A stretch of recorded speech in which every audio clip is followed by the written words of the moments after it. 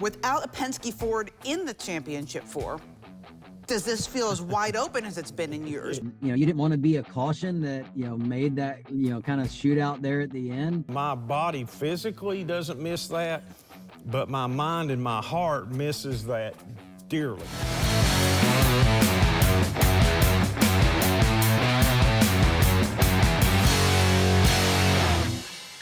Welcome on to the Backstretch. I am News 5's Heather Williams, and Championship Sunday is upon us. The Championship 4 is set. We now know which 4 drivers will be racing for a NASCAR Cup Series title this week at Phoenix, and it might be one of the toughest 4 top to bottom that I can remember in a long time. There have been some really nice matchups, some really good drivers in the Championship 4, but it's been a while since we've had 4 that you could barely separate with a piece of paper. 4 guys that are all very good at Phoenix. Nobody that's dominant at Phoenix like we've had the past couple of years with the Penske cars. This is really going to be quite entertaining. Denny Hamlin looking for his first championship ever, 60 wins in the Cup Series, the best to ever do it to not have a title. The guy nobody's talking about, Chase Briscoe. Nothing to worry about, no expectations. The weight of the world off of his shoulders, that makes him a dangerous man. William Byron, the regular season champ. He's been here twice before, hasn't had that great of results. It's the 3rd time the chart. And the only champion in the group and the lowest in points, the only one that did not win to get in, Kyle Larson. I mean, could you ask for anything more? We're going to spend a lot of time talking about the Championship 4 with our crew chief, Chris Carrier, get his thoughts on each of the drivers, about Phoenix. It's going to be, I think, an incredible weekend. My guest this week is a non-playoff driver. There's a lot of talk about the guys in the playoffs, but how do the guys that are not one of those 4, how do they approach the weekend? How do they stay out of the trouble and still accomplish what they need to accomplish?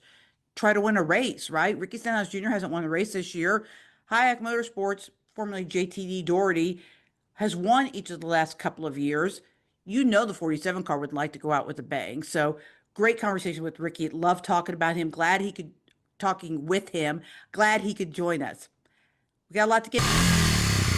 Joining us now is our crew chief, Chris Carrier, who's also the crew chief for the number 75 Food Country truck in the Craftsman Truck Series. Chris, we are down to 4.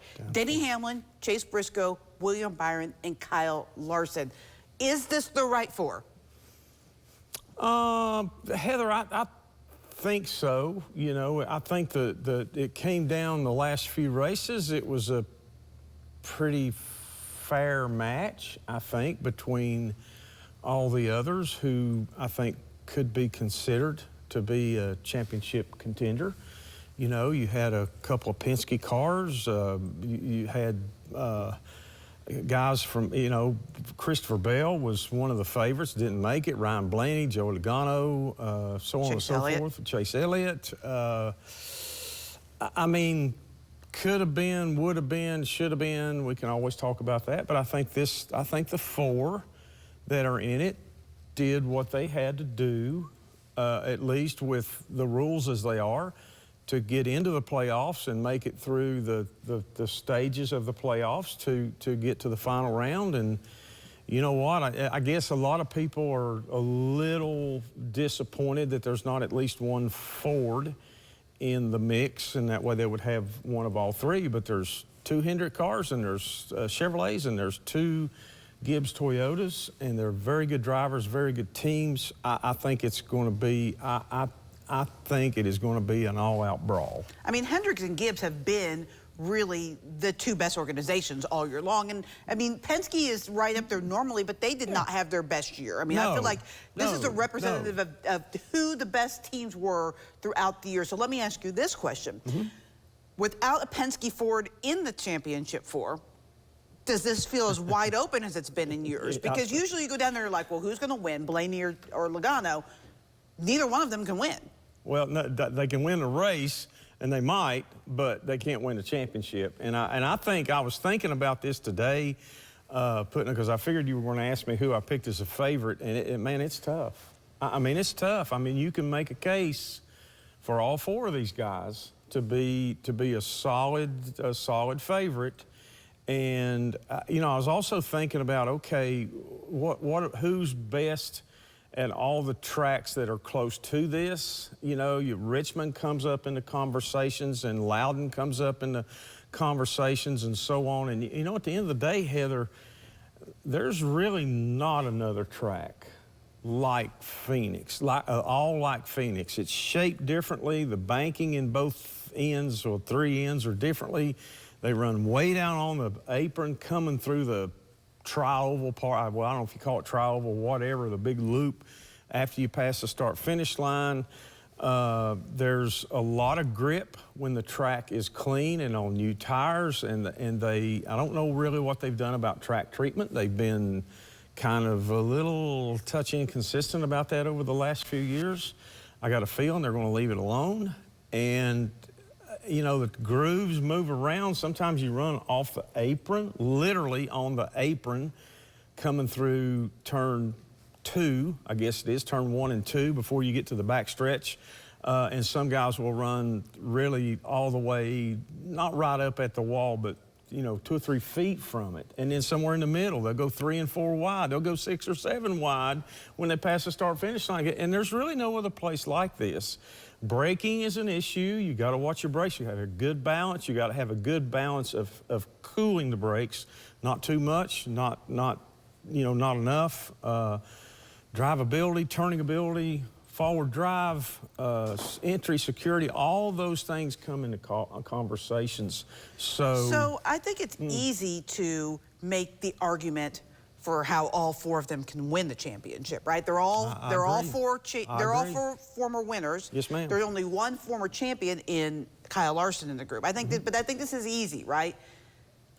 How can they lose it? I think that's the tougher thing, because I can make an argument why all four of them will not win the championship. Well, I think that, you know, getting ready and going through the preparations, going through practice, they will get a 50-minute practice, I believe it is, and they will be able to change to change some of the elements on the car. What we call a proper practice. Well, close to. The proper practice in my life is gone. Way back. Right. No changing springs, no moving lead, no thrashing.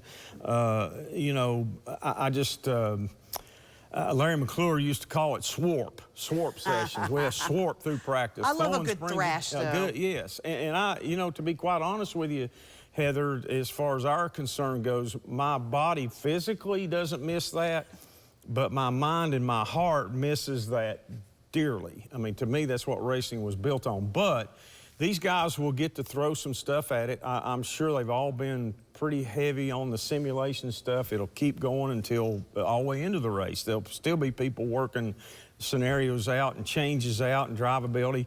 Trying to find is trying to find good grip, good overall grip, good balance, and good pace, good speed throughout a run versus a short run or a 20 or 30 lap run, trying to find that and who can guess that the best. So let me throw a couple scenarios at you, one for each guy, and just like rapid fire, give me your thoughts, okay? Chase Briscoe can win this championship because I believe he's probably the hottest driver coming into there. Very well could be. And he's very good at Phoenix. Chase Briscoe can lose his champion last year, correct? Or in the spring. In the spring, he won in the spring. Okay. Last spring, not last this, spring. not okay. this previous. But he's still got to one. win. He's Right. still got confidence. He Right. knows how to get around it. He will lose because he's never been there. Yeah, maybe. I think that you're saying never been there because he's never been in the Final championship four. Championship 4. That's you know, the pressure of it.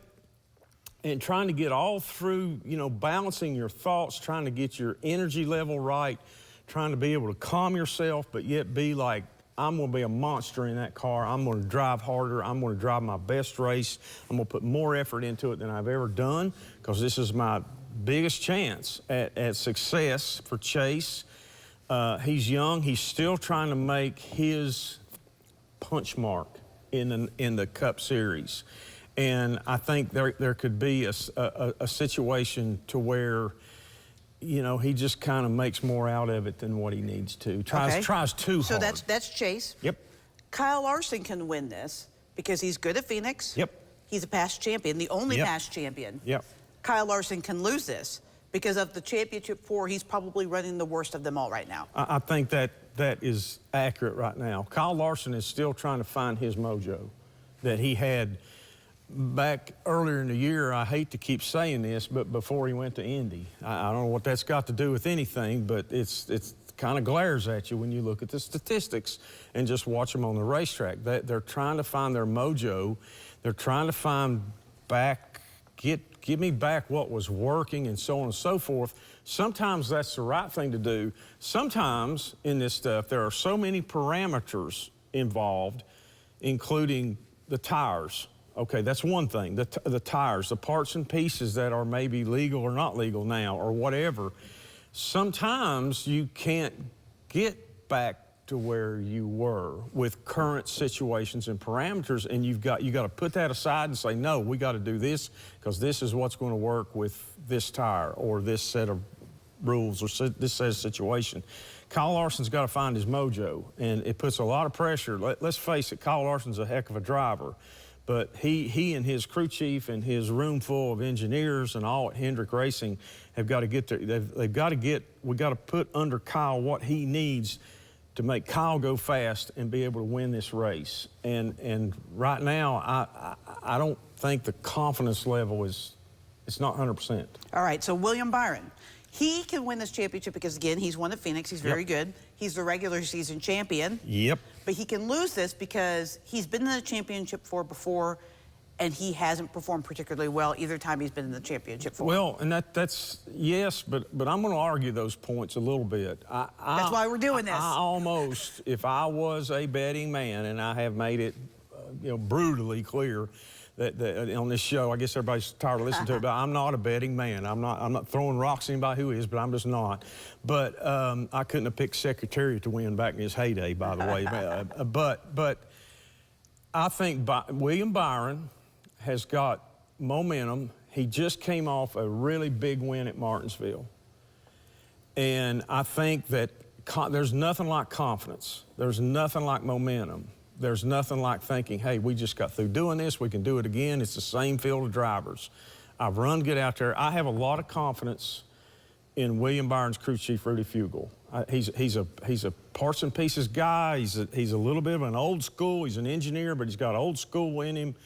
I would say if you ask him, he would like to have those old-time practices back too, but he is adapt and uses the current situation, the current circumstances of how a Cup crew chief has to operate, how he has to get his business done each week to prepare for each race. I think they're going to bring something. I think William Byron's a guy now. He has been, like you said, he has been to the playoffs. He's been in the top 4. He hasn't done that well. I think he'll brush that aside. I think he'll use that experience. I think he'll come in and say, you know what, I own this place. My crew chief's going to give me, my team's going to give me the best car. We're going to have the best pit stops. We're going to have the best strategy. We're going to win the racing championship. Okay. That's my prediction right now. All right. Now So that's we're not doing championship predictions just yet, but no more. Yeah. final one, Denny Hamlin can win this championship He very well because could. He's got the most wins this year. He's had the most time to prepare because he won the first race of the round of 8. He can lose this because every time he gets to the championship 4, something bad happens to that team. Well, and I think that part is you're exactly right, and I'd say there's a little bit of that cloud hanging over him, and his team knows it too. Everybody around him knows it. It's like the elephant in the room. You can't just look around it or not notice it. And Denny is I'm kind of pulling for him because I would like to see him get that championship. I think he deserves it. I think it would go very well at this time with all the things that are going on behind the scene, everything. I think it would be a good thing. I actually think it would be a good thing for NASCAR racing, period, if he won. I'm kind of pulling for him. Remember, he is from Virginia, late model driver, got into racing. His parents didn't have a big ball full of money, dump truck full of money to throw at him. He worked hard. He made his own brakes, and like him or not, whatever, he is a bone-deep racer. And if he wins this, I think it's going to be because he's a bone-deep racer. If it gets to a point to where the track is very slick and the tires wear out, that's Denny's okay, wheelhouse. That's his Denny's wheelhouse. If it comes to that, and the trend this year has been that Goodyear keeps, NASCAR, Goodyear, the drivers, everybody keeps pushing. Give me some tires that'll wear out. Give me some tires that have a lot of grip but will wear out, and there'll be a big fall off in lap times from new tires to old tires. Denny is the very best at that, and if it gets to that point, he's going to be hard to beat. But I don't know if he can get out from under the black cloud or get not. out of his own head? Out of his own head. A lot of it is his head. All right, so now prediction time. The 2025 NASCAR champion will be? I was thinking about this today. In the number of 100%, there's 4 25s. Yes. So I'm like, the lowest person on the totem pole to me would be about a 21% chance. Yeah, the I think highest that's person's fair. going to be about not a 30. It's going to be about a 29. I'm thinking back. I still think the momentum. I'm going to pick William Byron, and I think Denny Hamlin is going to give him all he can handle. Kyle Larson will be up there. He will be up front a lot. He'll run up front. He'll be back and forth.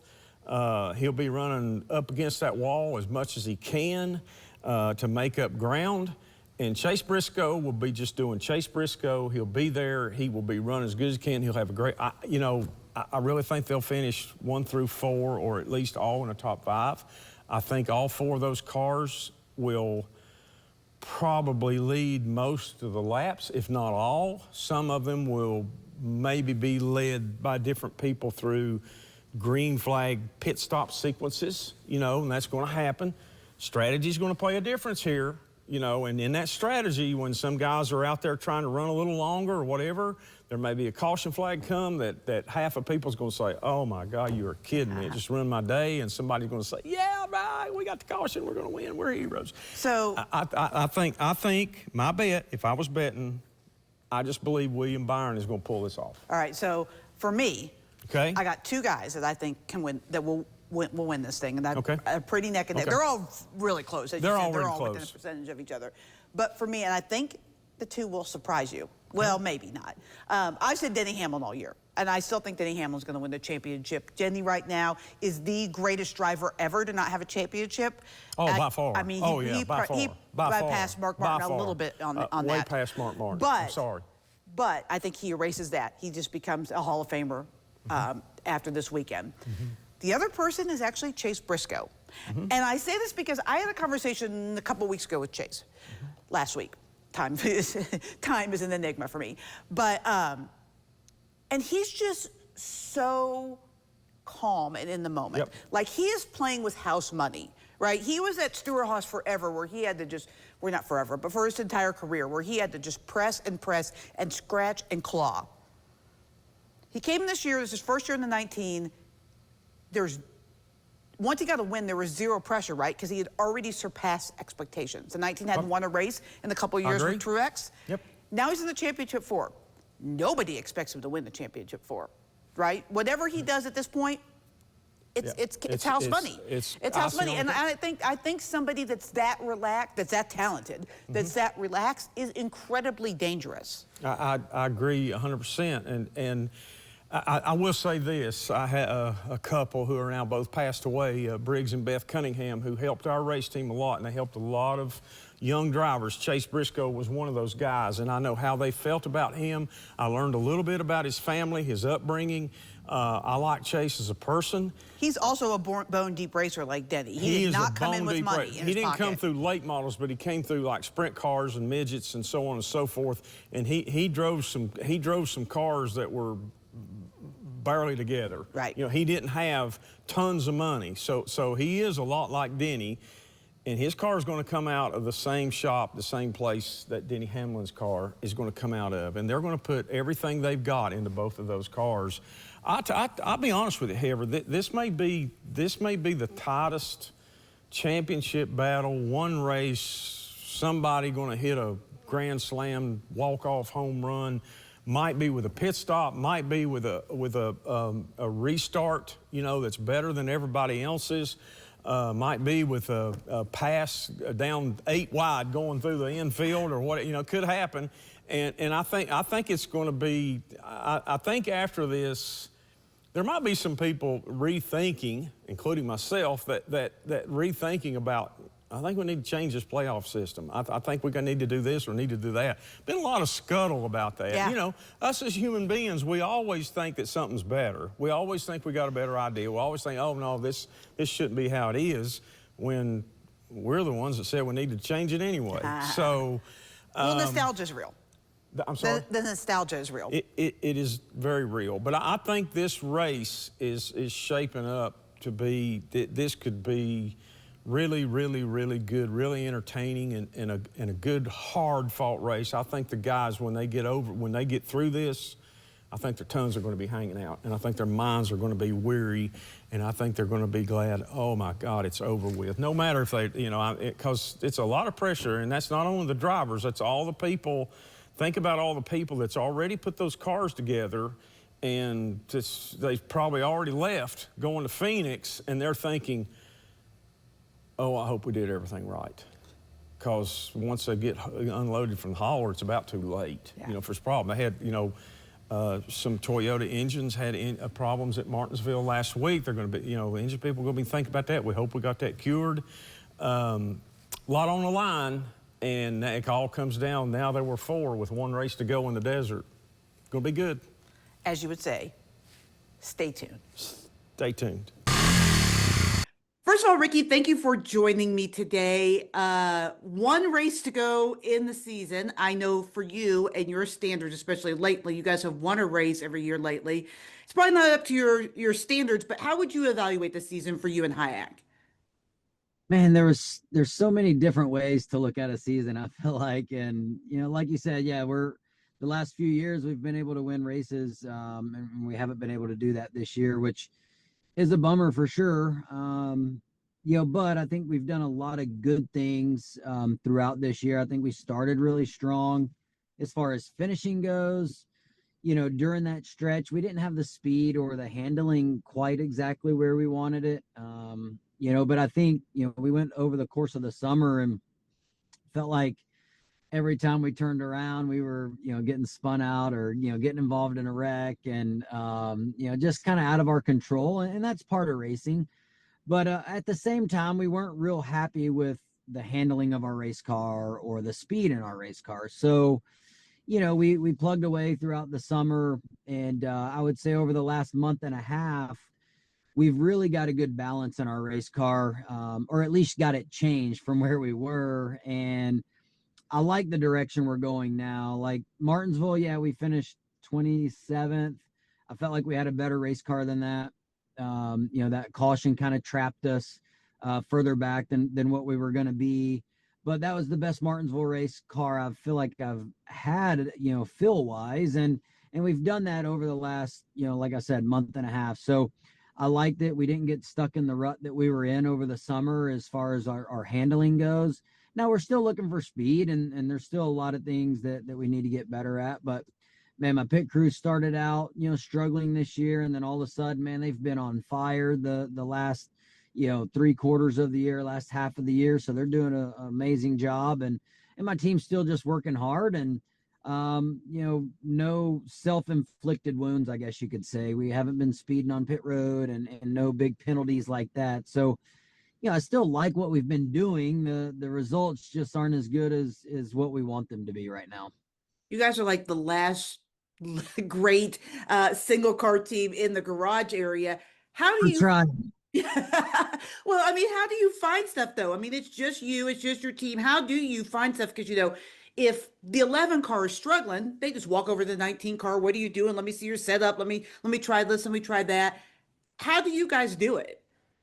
Exactly. I mean, that's where, you know, I feel like, you know, it's easy to get behind. You know, when there's a tire change, like I think of the tire change when we went to Iowa. We went there and we struggled all weekend long. We were literally maybe the second to last place car in speed. When the year before we finished 5th, and so like we scratched our heads all weekend long trying to figure it out, but we still don't have a for sure answer because we don't have a teammate that was really good. We get 2 or 3 changes on a weekend. Like this weekend at Phoenix, we should have a little bit more of an opportunity because we get a little bit longer practice. We can make 2 or 3 changes to our car, where normally in a 20-minute practice session you make 1 change and then you go right into qualifying. And so we have a little bit of a test session, you could call it, that helps us learn as quick as we can. So my guys do a great job for what we the situation we're in, which is fine. We know the situation we're in. We all signed up for it. We all hold hands and work as hard as we can. And I would put our guys up against anybody in the garage. We don't have parts failures. We don't have major issues with our cars like you see other teams have. We just got to get them, handling a little bit better and be a little bit faster. So we're working on all those things. And like you said, it's tough every weekend when you really only have 1 data point. But I think we're doing a good job with where we're at right now. I get the feeling though you kind of like it, right? Because when you have success, it probably means a whole lot more. I mean, you've been at multi-car teams, but to be able to do it the way you're doing it, a win means a lot more to make the playoffs, to do the things that you've done. It does. I mean, making the playoffs is unreal huge for our team. When we run top 10, top 15 on a weekly basis, kind of like we were doing at the beginning of the season, the fans might not realize what we're doing, but other people in the garage area definitely realize what we're doing. Because we are beating a lot of those teammates that are on those big teams. When you start adding up, the 4 Penske cars, the 4 JGR, the 4 Hendrick, 3 track houses, 2 RCRs, like all of a sudden you start adding all these cars up and you get in the 20s really fast. So you're beating good quality, big team cars when you're in that top 15, top 10. So, that's what we shoot for. And when we do those things, we feel like we hit a home run that weekend. And, we're capable of doing that on just about any given weekend. We showed that at the beginning of the season. So, like I said, we got off a little bit this summer, which I think we were all bummed about a little bit. The times that we did have good runs, or the times that we got caught in wrecks, the times that we were, struggling, we just struggled all weekend. So, it's huge when, we got 30 people that basically work on our race car. And, that's cool when we can go back to the shop with a top 10 or top 15, top 5. And, that was a bummer about Talladega is, man, we were leading the outside lane. We were in the top 10, and I didn't think a wreck would happen that close to the front of the field that early in the race. So I was kind of bummed about that. Towards the end of the race, I could see something like that happening, but that was a gut punch for us at Hayek for sure. This weekend, as a non-playoff driver, as a non-championship 4 driver, how do you balance the weekend? I mean, I know everybody wants to go out there, have as good a run they can, end the season on the high note, but also I'm sure you're trying to stay out of the way and not be a part of the story for the championship 4. That 100%. I mean, it's a little bit easier at Phoenix to kind of, I would say, stay, give them room. Martinsville obviously was super kind of chaotic because you had the 24 and the 12 obviously that were just lapping everybody so fast. Lapped up to like 14th there that first run, and that's where you're like trying to stay out of the way. But when you get out of the way, your lap times slow down so much. Now all of a sudden, a lot of leaders are behind you, and you didn't want to be a caution that made that kind of shootout there at the end. So luckily we didn't have any partaking in the caution there this past weekend, and definitely don't want to do that in Phoenix as well. So as a driver, I tell my team to make sure I'm aware of what's going on. I want to know who's leading, if there's a close battle for something, I don't want to do something that's, gonna alter or change, kind of what happens to those guys battling for the championship. So yeah, we'll race hard. We want to finish as best we can for the Real American Beer folks that are going to be there at the racetrack and on our race car. No different than the Jack Links last weekend. We had folks there. We're trying to do the best we can for our partners as well. So got a lot of good partners that we've had throughout this 2025 season at Hayek Motorsports. First year, going out getting sponsors and running a team under this brand, and I think we've done a good job with it. I think we all got things that we want to work on next year and, come out swinging and make 2026 better than it was this year. All right, two more questions real quick. First of all, what's the key to Phoenix? What do you guys have to do what does a driver have to do to be good at Phoenix? Yeah, so the driver, I mean, I think for me, just giving as much good feedback as I can there in that practice session. Like I said, it's a little bit longer of a practice session, so giving that feedback, making sure that I'm putting our team in a direction that we need to be going in, and then Phoenix is all about just getting the car balanced between the two ends of the racetrack. Totally different ends of the racetrack. You can be good at one end and not in the other, and I would say for us, we've struggled probably in turns 3 and 4 the most. Just getting the car. I always have to over slow the car in 3 and 4 to get the car to turn and do what I need. So that'll be the focus for us. Just making sure that we get that balance right. And I think we were closer at the beginning of the year. We got spun early in the race, so we didn't really get to see where we were at, but I felt like our weekend was better there than we've had at Phoenix in the past. So looking forward to getting back to Phoenix and seeing what our short track package is like now that it's evolved a little bit over the season. I know the off season gets shorter and shorter and shorter. It feels like off season as a dad, though. Anything fun planned with the family over the off season? I think we're going to take Stetson to the NFR this year. We almost went last year, and things kind of got hectic over the off season. So he loves animals, loves horses and bulls and cows, and so we're thinking about taking him to the NFR. So that'd be one thing, and then just hanging out with the family, letting all of our family see Stetson. He's grown up a lot over this last year, so. Just spending time with him, and I'm gone so much during the year. He comes with us to a lot of races, but also head out to races by myself sometimes. So it'd be nice just to hang out with him. For my final thought tonight, I want to talk about Denny Hamlin. We broke down intensely the championship 4, but I feel like Denny needs special attention for a number of reasons. First of all, there is a lot going on in his life.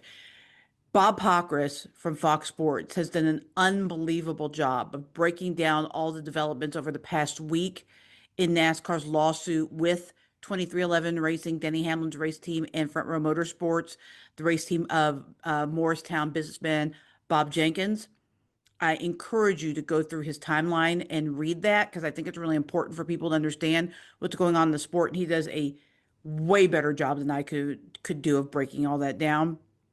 I've retweeted a bunch of his stuff too. So if you want to go to my social medias and check it out, you can do that as well. But giving the flowers to Bob, because he's really been all over the developments in this lawsuit. But for Denny, not only is that going on, but he is in the process of losing his father. And it is incredibly sad. I lost my dad 10 years ago very suddenly. Like, I didn't really get a chance to say goodbye to him. And so I want very much for Denny to have, for anyone, and no one should have to go through losing someone suddenly like that, to have the proper goodbye, to give him all the gifts that he wants to be able to give him. And one of them would be a championship. As journalists, we are not supposed to root for anyone, but it'll be really hard as a human being to not be pulling at least somewhat for Denny Hamlin because of what's going on and how much I can relate to that personally. When you get to be a certain age and you lose a parent, I mean, losing a parent is awful and tragic at any point, more tragic the younger you are. But when you get to a certain age and you lose a parent, it really signifies kind of the beginning of your own mortality. You start to realize that you're going to probably lose both of your parents before you leave this earth, that, you are on the back half of your life. You spend so much of your younger years feeling invincible and you're going to live forever and there's all these things you're going to do. And then when that happens and you're in your 40s, as Denny is a little bit older than I was when I lost my dad, but roughly the same age. You start to realize that, there are probably more days behind you than ahead of you. And that's tough. It's really tough. It's a really tough time in your life. And for him to be able to do what he's doing on this sort of a stage with all of that going on, the lawsuit, the struggles of his father, the birth of his son, like there's a lot going on in his life, and it's just really incredible. And so I love all four drivers in the championship four. They all are great for different reasons. They all have been incredibly good to me as far as journalistically, as far as answering questions and being forthright and being great interviews and all those kinds of things. And I would be happy with any of the four champions. But it's really hard as a human, as I said, to not want Denny to have this with everything he's got going on. Thanks for joining us on the Backstretch. Have a great off season, and we will see you in January.